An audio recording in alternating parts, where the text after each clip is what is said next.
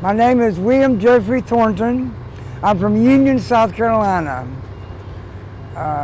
Born and raised here, retired Air Force, staying at 180 Place, Charleston, South Carolina. So what do you think of 180 Place? I think it's excellent. They give people opportunities to get back on their feet from various medical problems people have, from substance abuse to homelessness, and retraining them and everything. So I've been knowing the people here for 8 years. I've been volunteering here for 8 years, and I used them 6 years ago. I moved away for a short time, I moved back, and I'm back here, and they helped me get back on my feet and get me a new home again. Have you used shelters before? You have any experience? Yes, I have. How are they?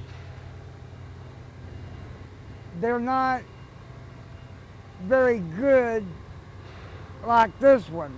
My experience with this one's been very good. The other ones in the past were either wanted money up front, or it was like not who you knew. It was not what you knew, it's who you knew who got purple different treatment. Really? And in this one, everybody's treated the same. And in this one, everybody's given chances. You don't just make a mistake a day or two. They give you like 3 chances, sometimes more. It depends on the individual. Depends on the counselor and the person who you deal with. And some people who have mental problems sometimes are off the meds and you need a little more extra care. And they show that compassion here. And just like I said, I've been knowing them for 8 years since I've been in Charleston. What's your favorite movie, song, or book? My favorite movie, Pulp Fiction. Oh, man, I love Pulp Fiction. I love that one.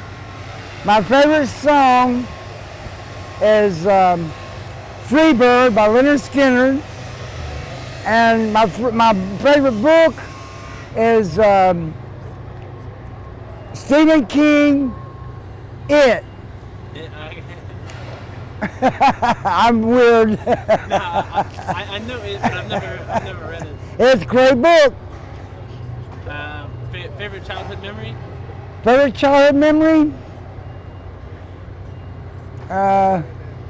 When my mom and dad, all the boys and kids in the neighborhood had motorcycles, and my mom and dad surprised me with a mini bike one Christmas. They said, he ain't getting nothing but a bicycle. And I woke up Christmas morning and I had a mini bike. And it was awesome. That's my favorite childhood memory. Man, if my mom and dad got me a mini bike when I was a kid, it was awesome. They said I would get a bicycle. Woke up, had a brand new mini bike. What's the most beautiful thing in life? The most beautiful thing in life, I think the sun. Worst season of the year for living on the street? What season? The worst season. Anytime. Because when you on the streets, you're subject to everything that's bad. So anytime anybody becomes homeless, I feel it's your worst time and your worst chance of getting hurt.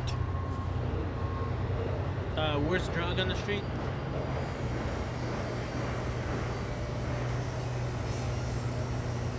I agree with my stepson Mello, this glass and crystal meth, because it really messes people up. I see people kick heroin and coke and crack and drinking, but I see them really messed up on the glass and crystal. Long time effects.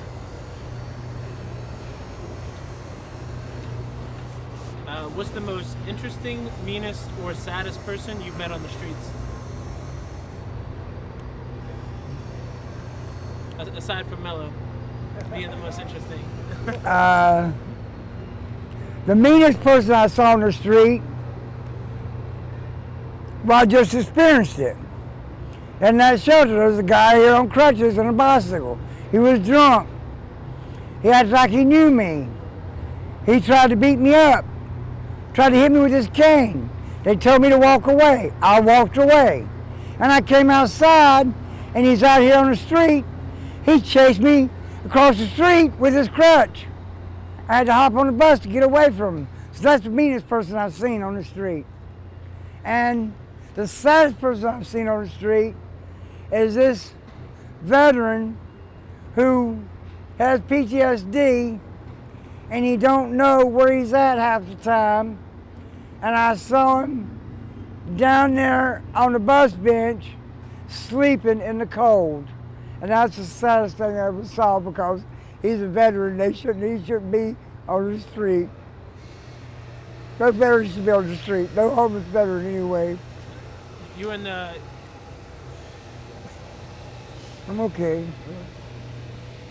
Okay. You were in the Air Force? I was in the United States Air Force. My daddy was in the Korean War. My grandfather was in Germany. And my nephew right now is Special Forces. He's a major.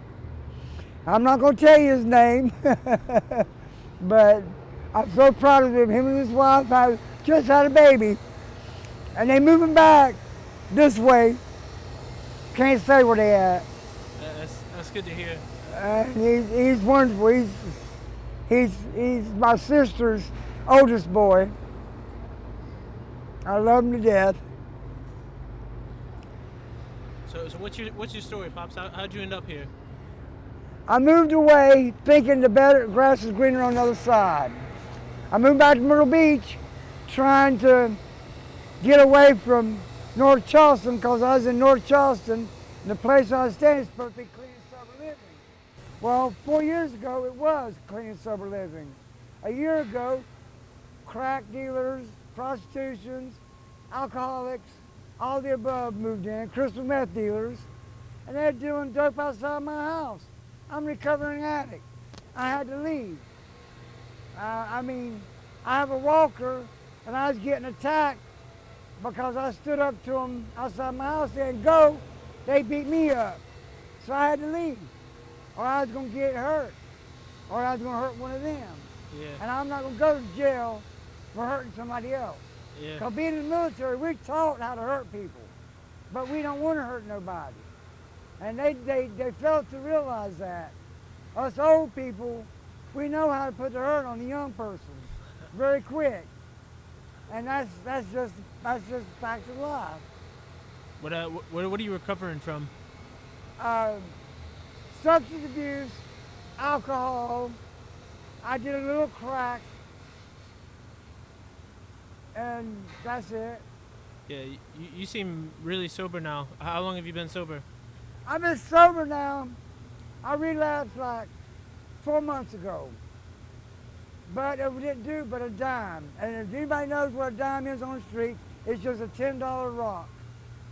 And I quit, and I didn't do any more. But I did go out and have a drink. But I didn't do it no more because me and alcohol don't get along. Yeah.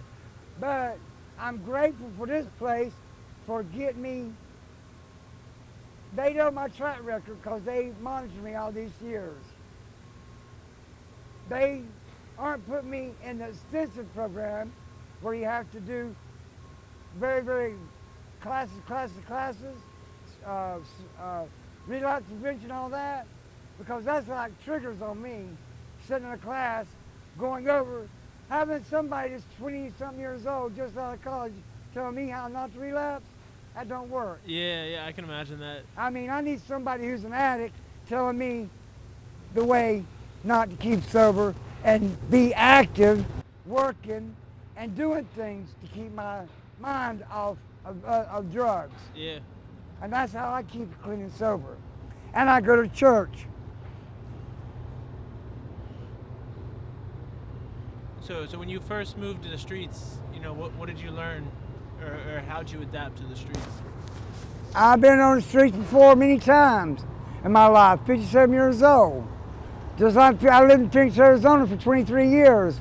My girlfriend died, and her family, everything was in her name because we wasn't legally married. I was on the streets there for 9 months. Did not have no problem because I was street smart. Yeah. And I took a bath every day. Yeah. Had friends. How'd you take a bath? My friends. Okay. And my best friend's mom's house. Yeah. They loved me because I'm a people person. Yeah. I never steal from anything, never lie to anybody. And if I want something from them, I ask. And like in the good book, God says, ask and you shall receive. Feed them, don't need to be hungry. Shelter, you don't need to be cold. I never had a problem till I came to South Carolina.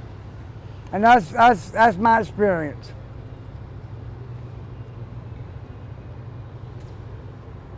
So how'd you make money when you live on the streets? I hustled. I was the go-between man, Yeah. the go-getter. People would order something, I'd go get it and tack on some money for it. Okay. That's how you made money. Or I worked construction, a full-time job. How'd you travel? How'd you get from Arizona to Charleston? By Greyhound bus, Greyhound?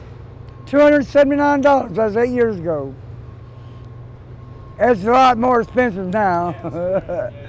A lot more expensive now, but $279 8 years ago. I can remember it exactly because I paid for my bus ticket. Do you talk to your family? Yes, I have two sisters and a brother, and I'm the baby of the family. Me too. And I talk to all my nieces and nephews. I'm a recent uncle. My godchild, I'll say her name, Harley, just had a girl named Serafina, 9 pounds, 6 ounces. Do you want to be a part of society? Yes, I want to work at 180. Really? Eventually, yes. I'd like to work with the people who I met there because they are caring, they are supportive, and they really want to help somebody, and they're straight, they're clean and sober. They're not no fake people. They're real decent people, and they Christian people, true Christians. Not like these Christians say they Christians and act Christian in Sunday on a big church. It's like a small church here. A small group of people started that place 20 years ago. And that same small group is over it now, and they still the same as they were 20 years ago as they are today. And I'd like to work alongside them. What's your future 6 months from now? Hopefully I have my new home, have a job here, and watching him sing, and watching his computer class go off, and meet his mom. Anything you want to tell your family or the world? Yes, I like to say to them, my family. I love my family more than anything in the world. I'm sorry I relapsed, but I got it back. I'm on track, and all I can do is say I'm sorry and ask for their forgiveness. But my actions are going to speak louder than words because I'm not going to use no more.